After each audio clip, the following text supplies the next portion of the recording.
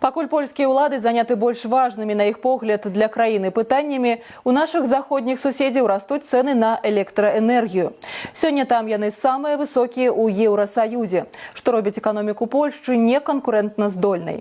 Зразумела, шукаць магчымасці вырашэння гэтай праблемы трэба было яшчэ учора. Аднак ва ўрада іншыя клопаты. Разам з тым прадстаўнікі польскай партыі «Фронт» адкрыта гавораць, што энергетычны крызіс набірае абароты і шукаюць шляхі выхаду са складанай сітуацыі. Энергетычны крызіс у Польшчы ўжо пацвярджаюць самі палякі. Прычым яны гавораць не толькі пра хуткі рост цэн на электраэнергію, але і адзначаюць, што краіна ў бліжэйшы час сутыкнецца з сур'ёзным яе дэфіцытам. Пры гэтым польскія ўлады не спяшаюцца ў якасці альтэрнатывы вугалю выкарыстоўваць атамную энергію. Хаця суседзі беларусы будаўніцтвам АЭС у Астраўцы даказалі, што гэта выдатная магчымасць ва ўмацаванні энергетычнай бяспекі краіны. До атомной станции, да, мы 95% электроэнергии вырабатывали на тепловых станциях за счет сжигания газа, которого у нас нет. А это валюта, это деньги покупать, да? А теперь, когда мы построили атомную станцию, где-то около 40% мы производим на атомной станции для себя. Но если кто-то захочет купить, пожалуйста, будем обсуждать. Nawet gdybyśmy dzisiaj zaczęli w Polsce. Нават калі б мы цяпер у Польшчы пачалі будаваць АЭС, то першыя рэальныя праекты магчымыя да 2042 года. Мы не зможам. Польская эканоміка да гэтага моманту не зможа праіснаваць. Дзяржава зламаецца з пункту гледжання энергетыкі. Калі мы, як палякі, урэгулюем палітычныя адносіны з Беларусю, то адзіным рашэннем з'яўляецца агульная інвестыцыя польскай атамнай электрастанцыі на тэрыторыі Беларусі. На працягу 8 гадоў за польскія грошы, з польскімі інвестыцыямі, з польскімі інжынерамі. Але, на жаль, польская палітыка перашкаджае. Я б хацеў, каб польскія СМІ, палітыкі, навукоўцы прынялі да ўвагі наш голас і пачалі сур'ёзна гаварыць пра сур'ёзныя праблемы, крызісы. Энергетычны крызіс з'яўляецца адным з найбольш знішчальных. Пасля вайны гэта другая такая важная катастрофа, якая знішчае дзяржаўнасць, знішчае людзей. Taka katastrofa, która niszczy państwowość, która niszczy ludzi.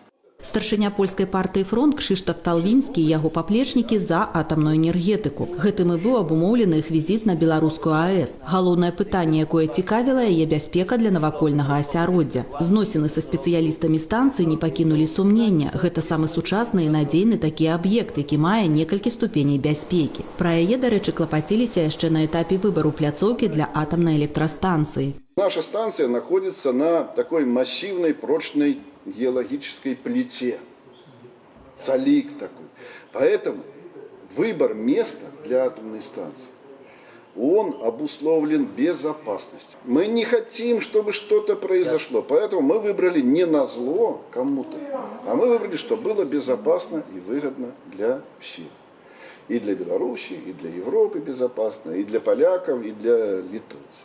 Tak jak dzisiaj żeśmy zobaczyli i to... Тое, што мы ўбачылі і прафесійныя ацэнкі міжнародных арганізацый, якія займаюцца атамнай энергетыкай, тое, што пачулі ад спецыялістаў, мы цалкам пераканаліся, што станцыя бяспечная, а атамная энергетыка павінна быць бяспечнай.